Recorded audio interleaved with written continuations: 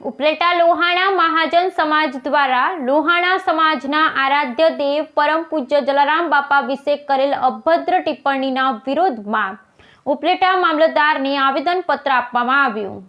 ઉપલેટા લોહાણા મહાજન સમાજ દ્વારા લોહાણા સમાજના આરાધ્ય દેવ સંત શિરોમણી શ્રી પૂજ્ય જલારામ બાપા વિશે વિવાદાસ્પદ ટિપ્પણી કરેલ તે માટે ઉપલેટા મામલતદારને આવેદનપત્ર આપવામાં આવ્યું। જ્યાં ટુકડો ત્યાં હરી ઢુકડો સૂત્રને સાર્થક કરનાર વિશ્વ પ્રસિદ્ધ યાત્રાધામ વીરપુરના સંત જલારામ બાપા વિશે સુરતના અમરોલીના જ્ઞાનપ્રકાશ સ્વામીએ કરેલા નિવેદનનો વિડીયો સોશિયલ મીડિયામાં વાયરલ થયો હતો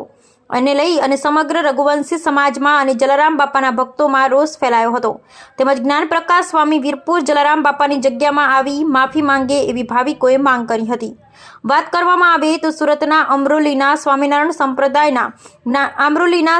સંપ્રદાયના જ્ઞાનપ્રકાશ સ્વામીએ જાહેરમાં સ્ટેજ ઉપરથી લોહાણા સમાજના આરાધ્ય દેવ સંત શિરોમણી શ્રી પૂજ્ય જલારામ બાપા વિશે વિવાદાસ્પદ ટિપ્પણી કરેલ હોય અને આ બાબતે સમસ્ત લોહાણા સમાજ તેમજ પૂજ્ય જલારામ બાપાના ઉપાસક એવા તમામ હિન્દુ સમાજની લાગણી દુભાવવાનું હીન કૃત્ય કરેલ તેમજ આ બાદ સમાજમાં ઠેર ઠેર આ વિરોધ ઊભો થયેલ હોય ને આવી ટિપ્પણી કરનારા બની બેઠેલ ધર્મના જ્ઞાન વગરના કહેવાતા જ્ઞાનપ્રકાશ સ્વામી વિરુદ્ધ કાયદેસરના પગલાં ભરવા માંગણી કરતા હોય આજ દિન સુધી આવી કોઈ પણ કાર્યવાહી સરકારશ્રી તરફથી કરવામાં આવેલ નથી। અગાઉ પણ આવા બની બેઠેલા અને જ્ઞાનના અભાવવાળા કહેવાતા સ્વામીએ સનાતન હિન્દુ ધર્મના દેવી દેવીઓ અને વિરુદ્ધ વિવાદાસ્પદ ટિપ્પણી કરેલ હોય જેથી ભવિષ્યમાં પણ આવા બની બેઠેલા ધર્મના ખોટા ઠેકા લઈ લોકોને ગેરમાર્ગે ન દોરે તેમજ કોઈ પણ સમાજ કે ધર્મની લાગણી દુભાય તેવા બફાટ ન કરે તે માટે અમારી આપ સાહેબને અરજ છે કે સરકારશ્રી મારફત સુરતના આમરોલીના સ્વામિનારાયણ સંપ્રદાયના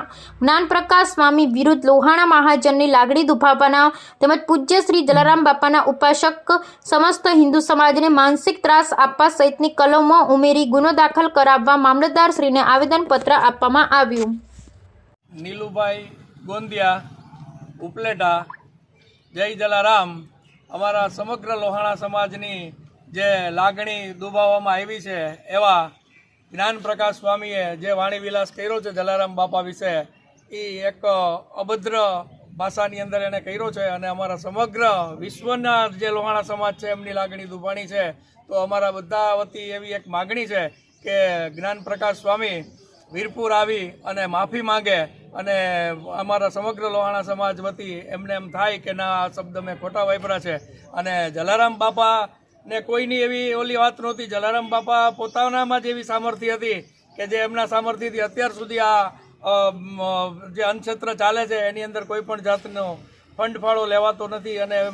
એમ છતાંય ફંડ ફાળો જે આપે છે એમને પણ રોકવા માટે માણસો રાખ્યા છે। તો અમારા સમગ્ર સમાજની જે લાગણી દુભાણી છે એ માટે જ્ઞાનપ્રકાશ સ્વામી વીરપુર તાત્કાલિક આવી અને માફી માગે। હું પણ સ્વામિનારાયણ સંપ્રદાયનો હરિભક્ત છું પણ હું એટલું જ કહેવા માગું છું કે કોઈ પણ સ્વામીએ પોતાની લીટી મોટી કરવા કરતાં પોતાની બીજાની લીટી ઓલી નાની ન કરે અને એટલું ધ્યાન રાખે અને કાયમીને માટે કોઈ પણ દેવી દેવતાઓ માટે અભદ્ર વાણી વિલાસ ન કરે એવી મારી વિનંતી છે। જય જલારામ।